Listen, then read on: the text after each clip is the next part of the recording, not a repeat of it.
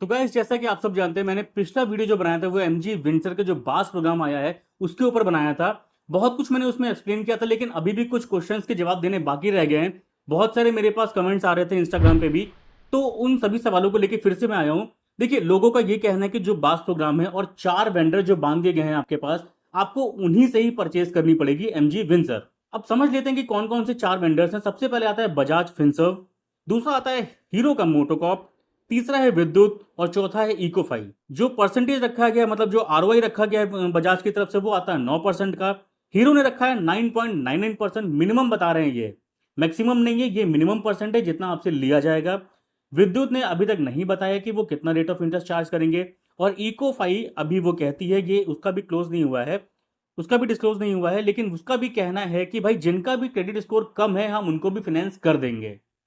इसका सीधे तौर पे मतलब यह है कि जो रेट ऑफ इंटरेस्ट होगा वो कहीं ना कहीं बहुत ज्यादा होने वाला है। अब कुछ लोग का यह कहना था कि अगर विद्युत के जो प्लान्स हैं वो बहुत ज्यादा अच्छे हैं बैटरी रेंटल को लेकर के, तो क्या हम अपनी गाड़ी को विद्युत से परचेज करें या किसी और कंपनी से परचेज कर सकते हैं। क्योंकि अगर विद्युत को देखें तो रनिंग कॉस्ट बहुत कम है, लेकिन आरओआई देखते हैं तो वो बजाज की कम है।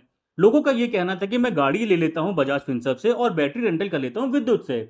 तो ये यहां पे नहीं पॉसिबल है, एमजी ने ऐसी कोई पॉलिसी दी ही नहीं है कस्टमर्स के लिए। पूरी तरीके से यहां पे एमजी वालों ने कस्टमर्स का काटा है, बेवकूफ बनाया है सीधे तौर पे, ये खिचड़ी पका करके अपने पूरे प्रोग्राम की।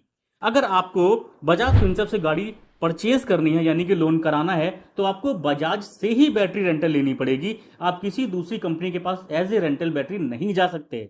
अब जैसे कि साफ तौर पे दिख रहा है कि विद्युत क्या करती है, ₹3.5 ले रही है और पर किलोमीटर के हिसाब से। अगर आपकी गाड़ी 100 किलोमीटर चल रही है तो आपको उतना ही पैसा देना है। 1000 चल रही है, 2000 चल रही है, 5000 चल रही है, तो भी आपको केवल ₹3.5 पर किलोमीटर के हिसाब से पेमेंट करनी है।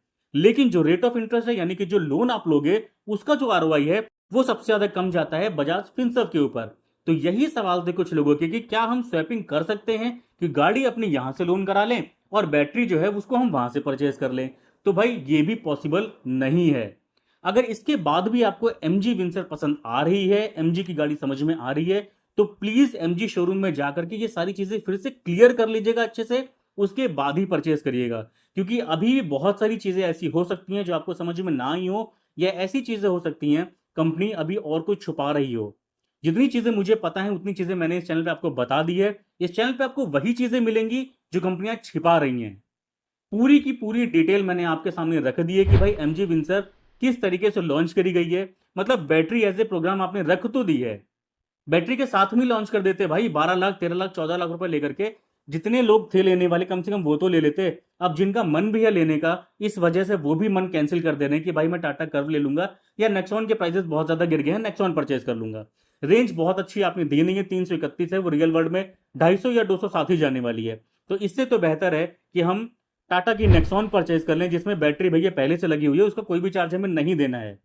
अब गाड़ी अगर हम 3 साल बाद चेंज भी करते हैं या बदलते भी हैं, तो भी बहुत सारी कंडीशंस रखी हैं आपने, गाड़ी किस तरह से वापस ली जा सकती है।